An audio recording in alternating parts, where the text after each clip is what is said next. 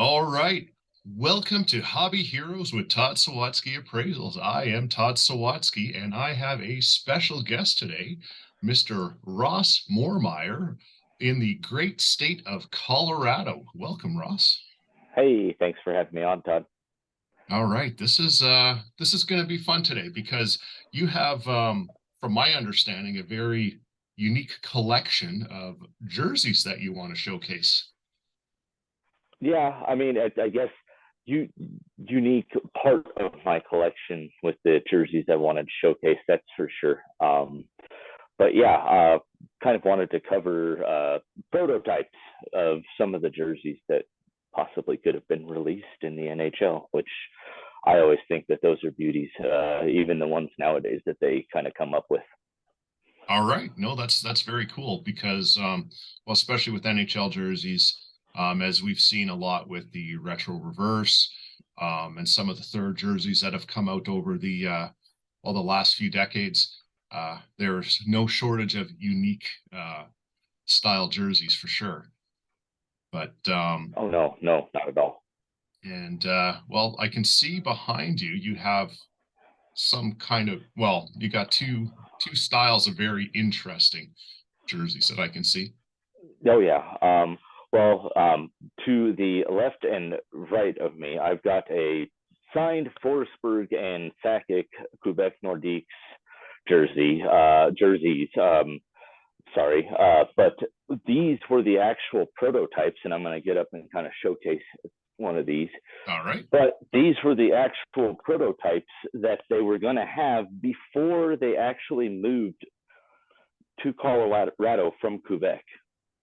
Okay. So this was going to be their, you know, stay at home and away jerseys for the whole entire time being. So you got the Fleur de Lis that's, you know, the iconic Nordiques emblem that they always used. And then the always typical 90s, 2000s numbers for kind of that era. And then as we have Forsberg, good old football signature right there.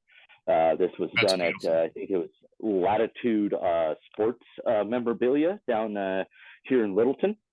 So they do a lot of stuff with Gabriel Landeskog and all of those guys, and Joe Sakic right over there.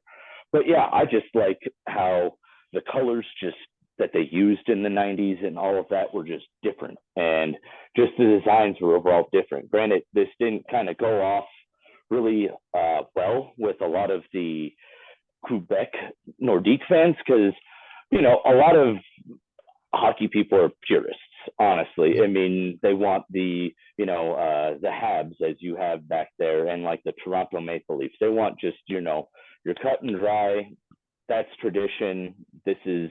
You know, this is how it's going to be. Almost, they kind of don't like it in a sense if you throw a little wrench here and there where you and I were talking before we got onto this whole entire interview was the roller hockey community. Some of those professional roller hockey jerseys are wild, and even like the IHL and stuff like that, those are even wild as well too. But getting to that, we also have they only were around for 2 seasons is the Denver Cutthroats as well. This is a prototype jersey as well that was in oh 2012, 2013 was their first season, and then their last season was 2013, 2014. But this was going to be their third jersey for the 2014-15 season if they ever had it. Okay. So that's kind of a unique piece. They use kind of there's the Denver Cutthroats logo right up here. I'll kind of bring that down too. Nice. But yeah, there's the Denver Cutthroats logo, What which and then uh this is which league do the Denver Cutthroats, or which ones do they they play in? were part of the CHL, honestly, if Okay. I'm remembering correctly, right off the top of my head. And this is So what is that's it? more of the Brian. Central Hockey League. Is that Yes, correct? and that was also this was the what was it? 2 years when they came around is when the lockout happened too. Okay. If you remember correctly. So you've got guys like Gabe Gauthier and Kyle Quincy and all of that played with the actual cutthroats and everything like that. So that's kind of fun as well. Mhm. So you had actual like NHL players and whatnot playing with some of these supposed almost future NHL players and stuff like that. So that's kind of cool, I think, as well. So, but there's, yeah, and there's all sorts of different other prototypes out there once again. So those are the few that I have. But yeah. Oh, that's very cool. Very cool. So yeah, what I do like is when you do see, take the Nordiques example, you go from the, if you want to call it the traditional igloo style of logo, and as you also indicated in the '90s, there was a lot of change, in terms of how logos looked and with the expansion and everything like that. So a lot of people were trying to really refresh and almost kind of rebrand um, their logos during that period of time. So having that kind of almost Timberwolf style of logo for the Nordiques would have been very interesting. Some of those jerseys worked really well, and some of them were complete and utter flops. But oh yeah, like, well, and these were the jerseys that never were, in a sense, yeah, to where you've got like the Mighty Ducks at the time. Only yep. time they've ever had anybody's ever had a mascot on a jersey is the Wild Wing jersey, which is probably one of the most beautifully ugly jerseys out there in the community, along with a few others. But That's a it's beautiful way to put it. Beautifully ugly. yeah, it's like a Studebaker. It's pretty ugly. It's real Yep. pretty, but it's ugly. But I mean, yeah, you've got those, and then you've got the Burger Kings that the Kings did Yep. also during the Gretzky Blake era. And I mean, as I said, there's ones that actually took off and like kind of put that little twist on the jersey or third jerseys for what we know nowadays in the NHL. Absolutely. Absolutely. So, we got your, Denver Cutthroats, we got your Nordiques.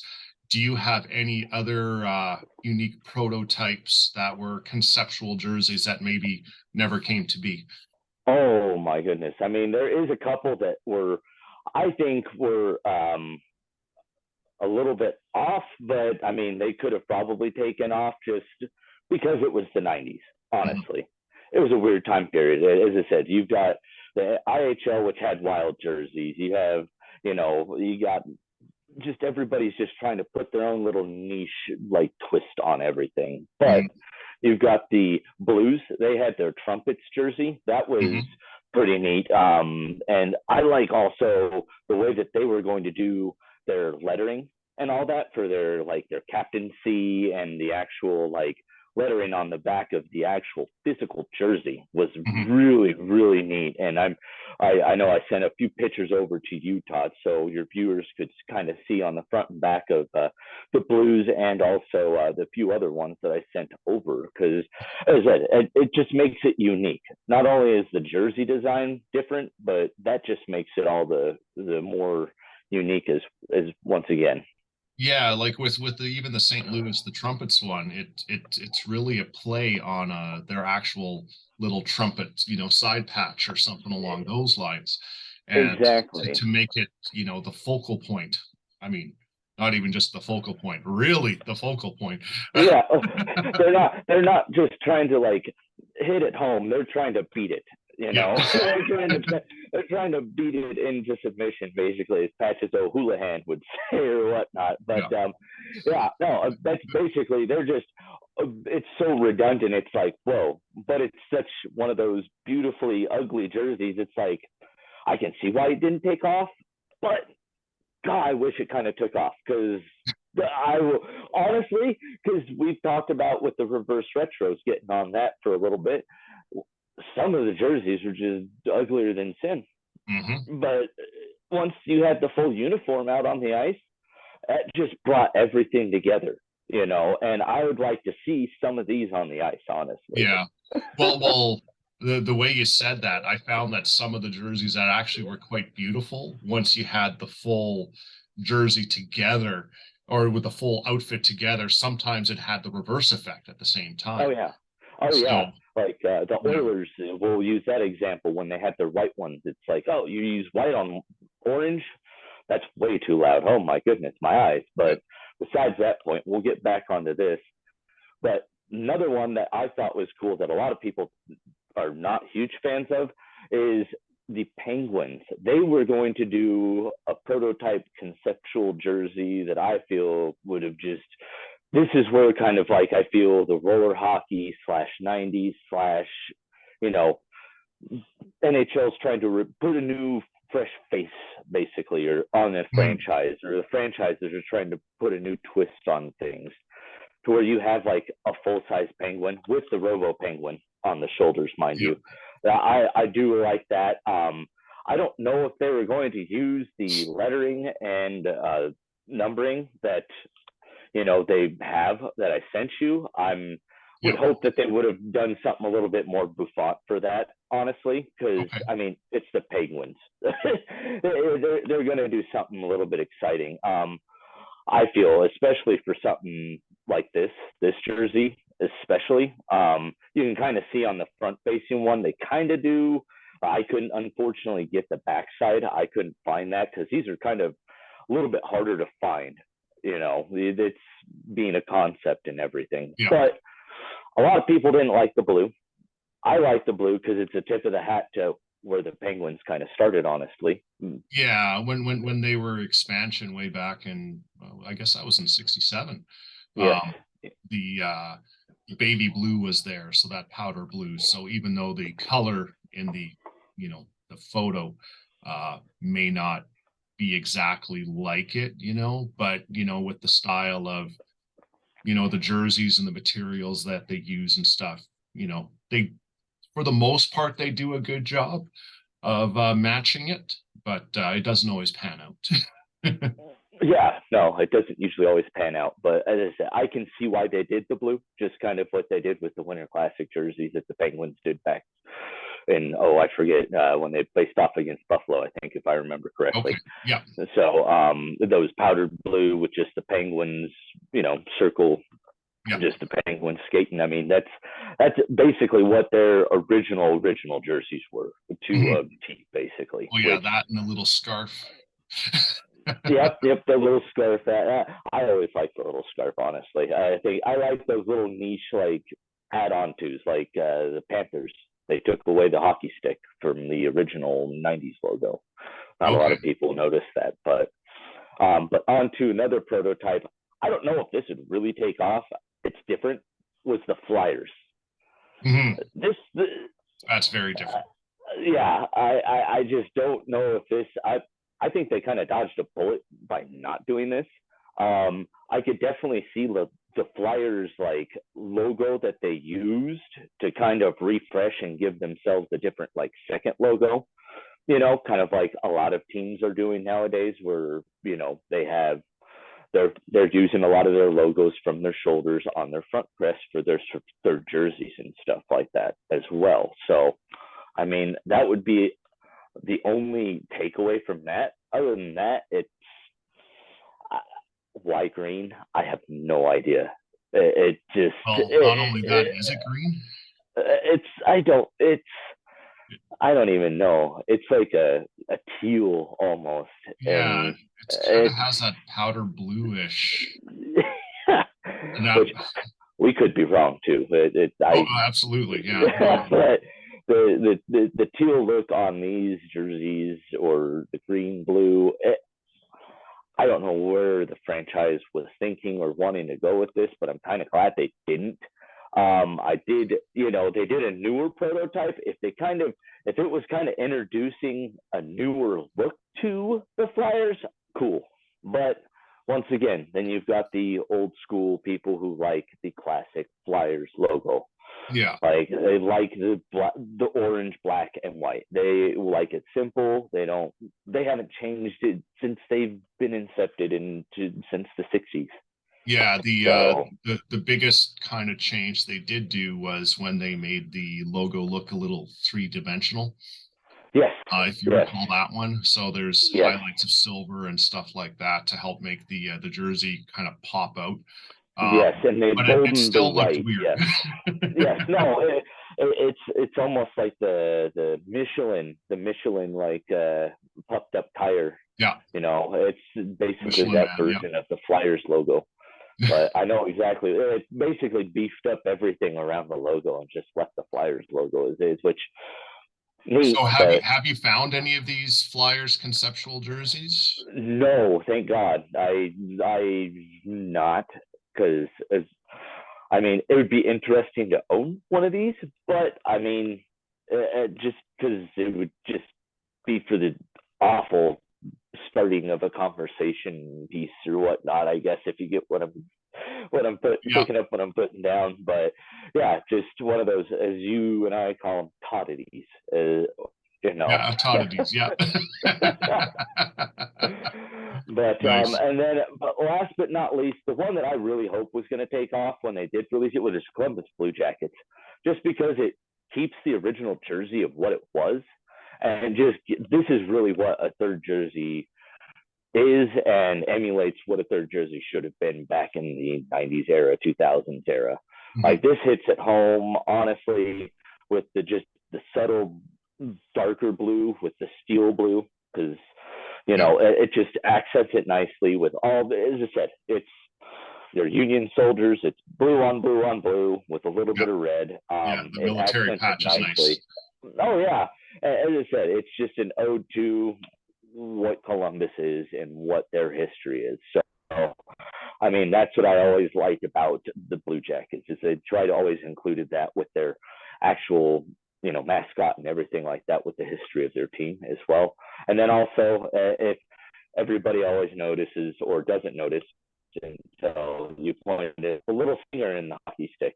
If you have those little niche details, it's the stinger in the hockey blade right there. That's it's those little things that they put in the 90s and everything that just Yeah. make these jerseys, honestly, dude. And or in these logos that they've kept up for all these years. I mean, Hmm. as I said, this one hits home. A lot of them once again took off, as we talked about in the Yeah. NHL, but these ones, for the most part, I wish we kind of saw most of them on the ice. But the Flyers one, that's questionable. Yeah, I don't like know seeing the how. full uniform ones, those Yeah, uh it's and even that's the futuristic ones. I wouldn't even, as I said, that would be if they wanted to push basically the team in a different direction, just with mhm. look and everything. But the old school hockey fans, they're not going. They're tried and true in certain traditions. You don't mess you don't mess with tradition, but you don't mess with the Red Wings, the Leafs. Those are just the iconic hockey jerseys. Like you can pick those out of anything. It's Yeah, but the Leafs have that black one that has the oh superhero Lord, smiley face on the other side. the Uh, the the, reversible one. yeah, which I Yeah. think is well, if you really want my thoughts on it, you wouldn't actually be able. I'd have to bleep everything out because I think it's that terrible.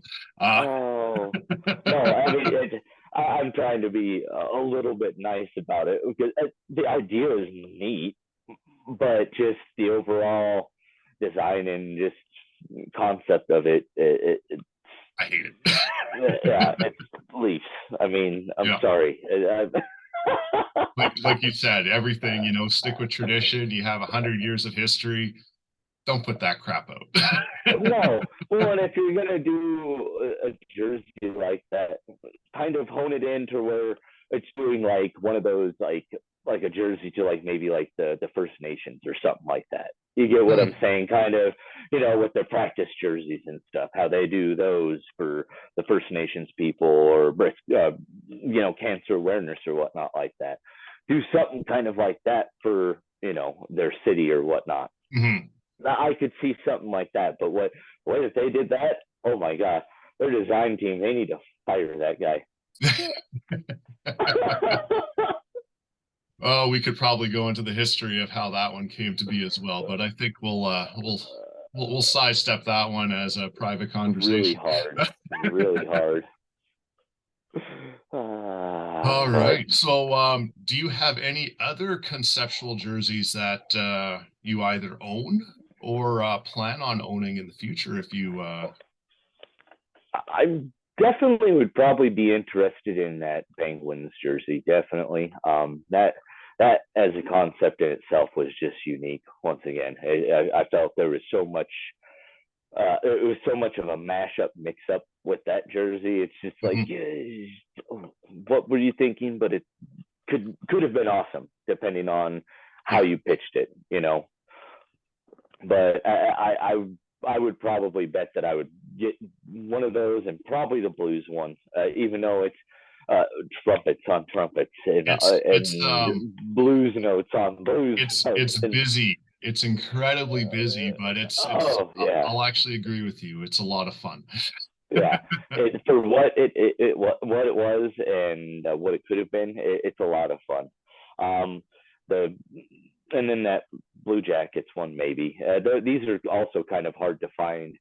Someone who's decent and reputable to either who's bought these or knows what materials are made with certain jerseys, because these by no means actual jerseys. In the jersey community, these are prototypes or fakes, quote unquote, Yeah. because they never saw the light of day for on ice play or anything of that sort. So, Mhm. as I said, that's why we stick with either prototypes, concepts, because yeah, these is what they truly are. Is just something for the collectors to have out in out in the open and out in public, just to collect for themselves and just as a funny or fun, conversation starter. Not the Flyers one, but yeah, I could see any of the other ones being definitely a fun piece to talk about. All right. Well, very cool. Very cool. Well, no, thank you for, showcasing your Nordiques and Cutthroats jersey there. Um, those are actually pretty awesome.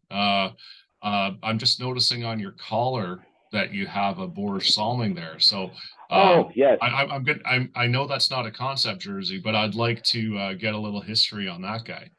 Well, and it was kind of funny. I am part of many Jersey groups on Facebook, so this kind of came about right around when Salming passed away, unfortunately, to ALS, which I mean, it's it and Parkinson's are just terrible, terrible, terrible diseases.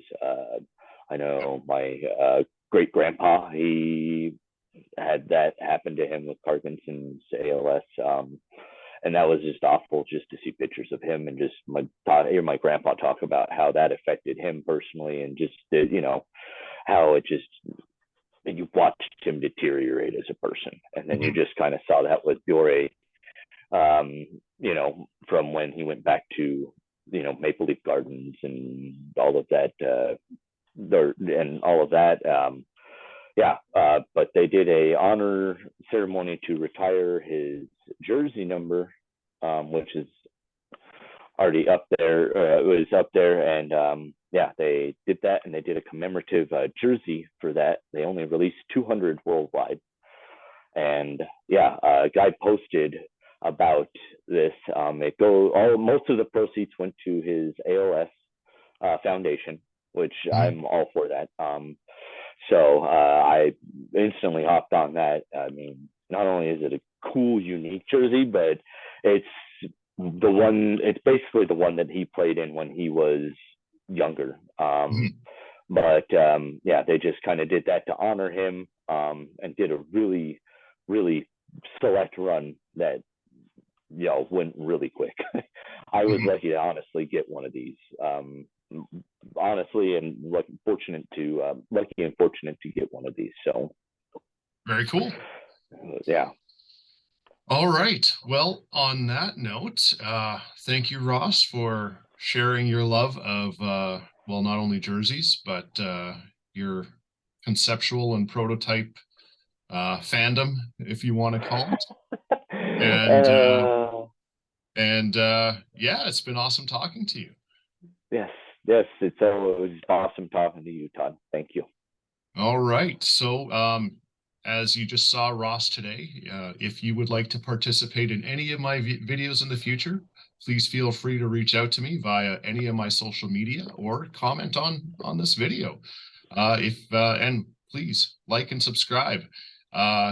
Always love to hear from the viewers. Thank you very much, and until next time.